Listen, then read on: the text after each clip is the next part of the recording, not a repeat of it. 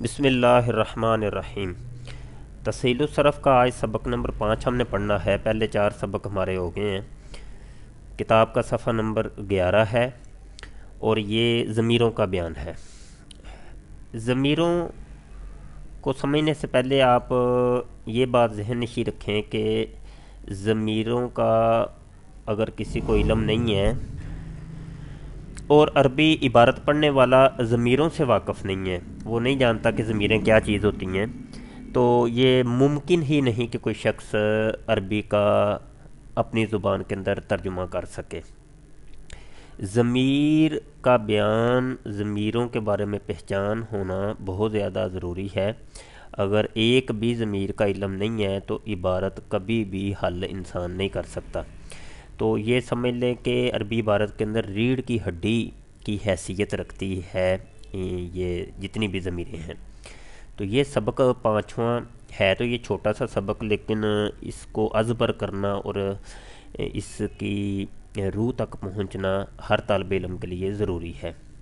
تو میں تمام طلباء سے گزارش کروں گا کہ ان اسباق کو، خاص کر کے یہ جو سبق نمبر 5 ہے، اس کو خوب ذہن نشین کریں، اس کو یاد کریں اور اس کا بار بار جب استعمال آئے گا تو انشاءاللہ یہ اس کی ریکوری ہو جائے گی۔ اسم ظاہر اور اسم ضمیر کا بیان۔ اسم کی 2 قسمیں ہیں، ایک اسم ظاہر ہوتا ہے، ایک اسم ضمیر ہوتا ہے۔ اسم ظاہر کیا ہوتا ہے اور اسم ضمیر، یہ 2 اسم کی قسمیں ہیں۔ آپ یہ سمجھیں کہ میں ایک استاد محترم کے اوپر، اپنے استاد پر ایک مضمون لکھنا چاہتا ہوں، تو میرا مضمون جو ہے 1 یا 2 صفحے کا یہ مضمون ہوگا۔ تو سب سے پہلے میں تذکرہ کروں گا کہ استاد محترم حضرت علامہ مولانا یوسف صاحب بہت اچھے ٹیچر ہیں۔ اب دیکھیں، میں نے مضمون کی ابتدا کے اندر اپنے استاد صاحب کا نام لے کے تذکرہ کر دیا۔ اب پورے مضمون کو لکھتے وقت جہاں جہاں بھی استاد صاحب کا تذکرہ آئے گا تو میں ان کی جانب ضمیریں لٹاؤں گا، چاہے اپنی زبان میں ہی، جس زبان میں میں مضمون لکھ رہا ہوں اسی زبان کی ضمیریں میں ان کی جانب لٹاؤں گا۔ مضمون میں بار بار میں استاد صاحب کا نام لے کے نہیں پکاروں گا۔ اس طریقے سے میں جب آگے مضمون کو لے کے چلوں گا تو یوں کہوں گا کہ وہ ہمیں بہت اچھا پڑھاتے ہیں، انہوں نے ہماری بہت اچھی تربیت کی ہے، وہ جو ہے ایک زبردست قسم کے اہل سنت کے عالم دین ہیں، اور امام احمد رضا خان رحمۃ اللہ تعالیٰ علیہ پر وہ بہت زیادہ ان کی تعلیمات پہ عمل کرتے ہیں اور اپنے طلباء کو بھی عمل کرانے کی کوشش کرتے ہیں۔ تو یہ دیکھیں، بار بار جب تذکرہ آ رہا ہے استاد صاحب کا تو میں کہہ رہا ہوں انہیں اس قسم کے الفاظ سے ان کو خطاب کر رہا ہوں۔ تو یہ جو میں نے الفاظ بولے ہیں یہ سب ضمیریں ہیں، اور جب شروع میں نے استاد صاحب کا جو نام لیا تھا اس کو اسم ظاہر کہتے ہیں۔ تو اب اس تمہیدی کلام سے آپ کو یہ پتہ چل گیا ہوگا کہ ضمیر اور اسم ظاہر ہوتا کیا ہے۔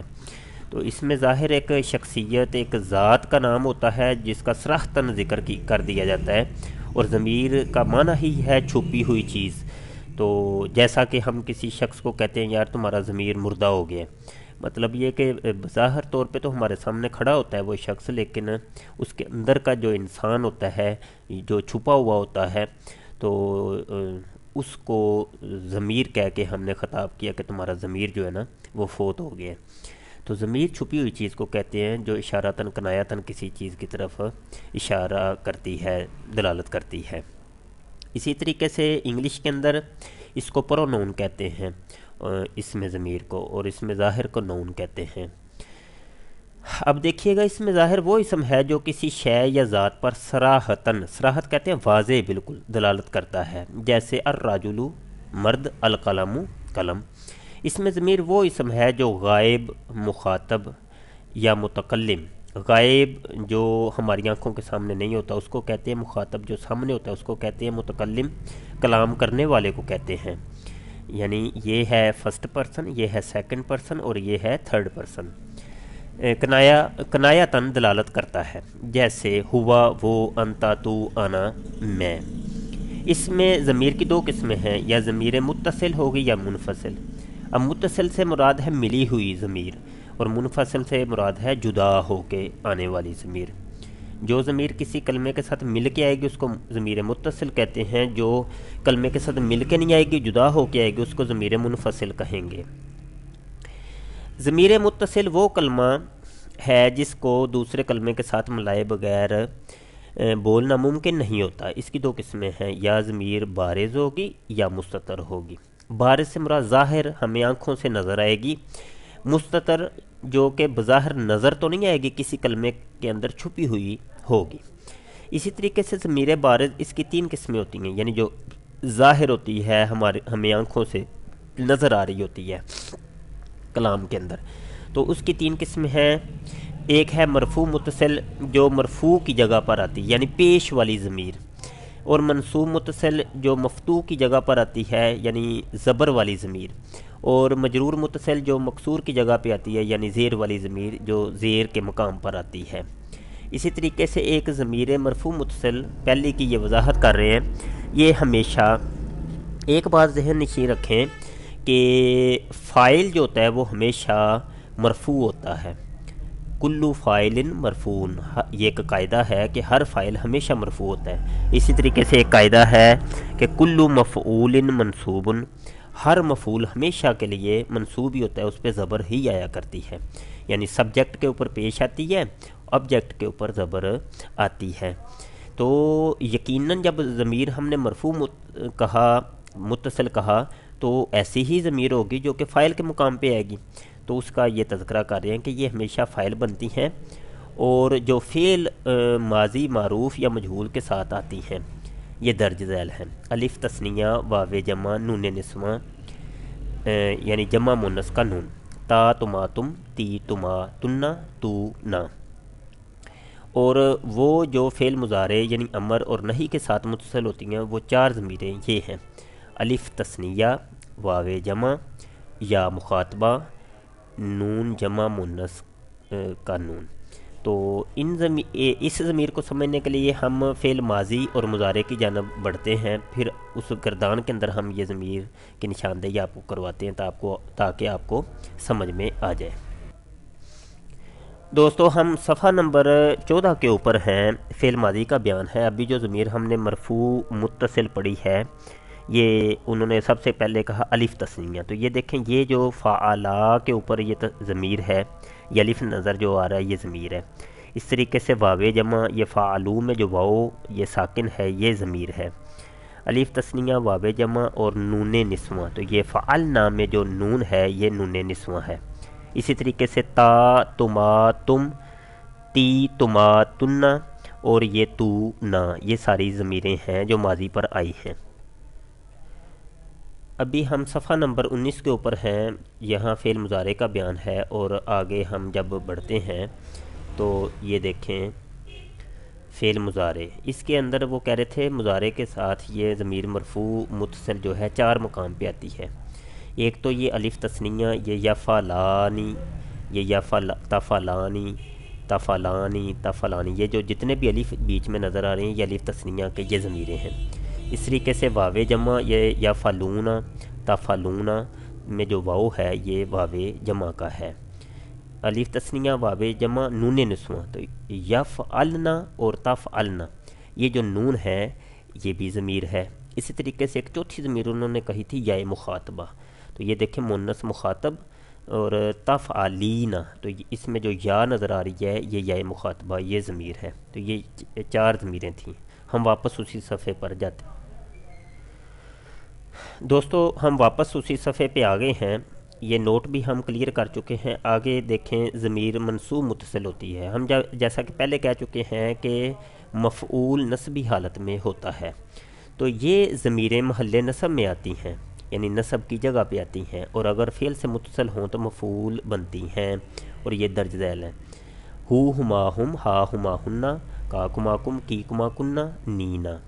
تو یہ ضمیریں ہیں جو کہ فعل سے متصل ہوں تو مفعول بہی بنیں گی، مفعول بنیں گی۔ صفحہ نمبر 12 پہ آ جائیں۔ ضمیر مجرور متصل، یہ ضمیریں اسم اور حرف جر کے بعد آتی ہیں، اسم کے بعد مضاف الیہ اور حرف جر کے بعد مجرور کہلاتی ہیں۔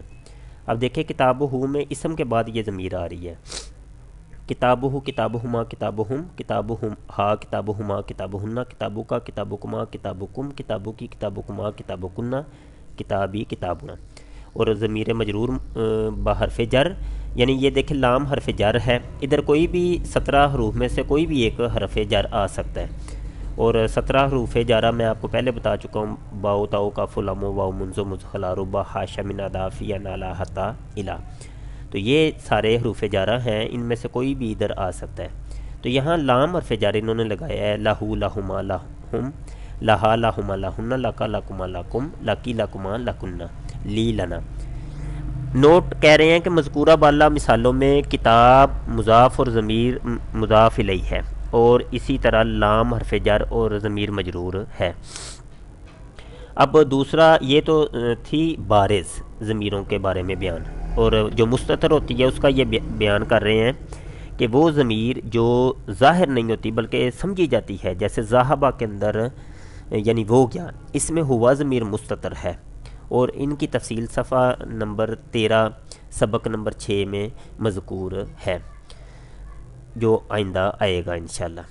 اسی طریقے سے مزید یہ چیزیں انشاءاللہ آئندہ آپ کو بار بار جب رپیٹ ہوں گی تو آپ کی سمجھ میں آ جائیں گی، زیادہ پریشانی کی ضرورت نہیں ہے۔ آگے جی ضمیر منفصل، متصل کا بیان مکمل گزر چکا ہے، اب ہے منفصل جو جدا ہو کے ضمیر آتی ہے، وہ ضمیر جو اس میں ظاہر کی طرح ایک مستقل کلمہ ہوتی ہے اور دوسرے کلمے کے ساتھ ملے بغیر اس کا مستقل بولنا ممکن ہوتا ہے۔ اس کی دو قسمیں ہیں، یا مرفوع منفصل ہوگی یا منصوب منفصل۔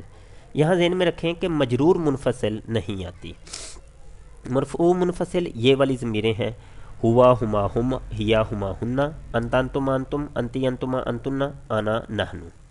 اسی طریقے سے منصوب منفصل ایاہو ایاہما ایاہم ایاہا ایاہما ایاہن ایاکا ایاکما ایاکم ایاکی ایاکما ایاکنہ ایایا ایانا۔ تو یہ ضمیریں تھیں، انشاءاللہ ان کا بار بار استعمال ہوگا اور آپ کو نشاندہی کروائی جائے گی اللہ کے حکم سے، تو آپ ان کو یاد کریں، سمجھ کے یاد کر لیں تو سبحان اللہ، سمجھ میں نہ آئے تو کم از کم رٹا لگا کے اس کو ایک مرتبہ یاد کر لیں۔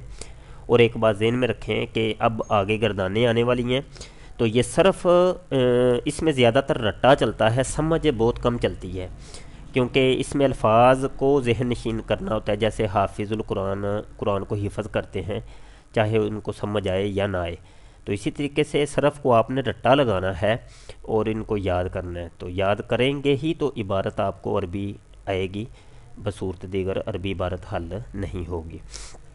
تو دوستو یہ ہمارا سلسلہ کنز الایمان ریسرچ انسٹیٹیوٹ کے تحت 4 سالہ درس نظامی کورس ہو رہا ہے، تو اس سلسلے کی ایک کڑی آپ کے سامنے ہم نے پیش کی، تو جو ہی ہمارا سلسلہ اس کورس کا آگے بڑھتا جائے گا، ہم ویڈیوز اس کی بنا کے انٹرنیٹ پر اپلوڈ کرتے رہیں گے، تو تاکہ اس سے استفادہ عام ہو سکے۔ بہت شکریہ، اپنی دعاؤں میں یاد رکھیے گا، ادارہ کے لیے خصوصی دعا گو رہیں، ادارہ کے اساتذہ کے لیے خصوصی دعا کریں، اور ادارہ سے متعلقین طلباء اور جتنے بھی اہتمام کرنے والے ہیں سب کے لیے دعا کریں۔ بہت شکریہ، السلام علیکم ورحمۃ اللہ۔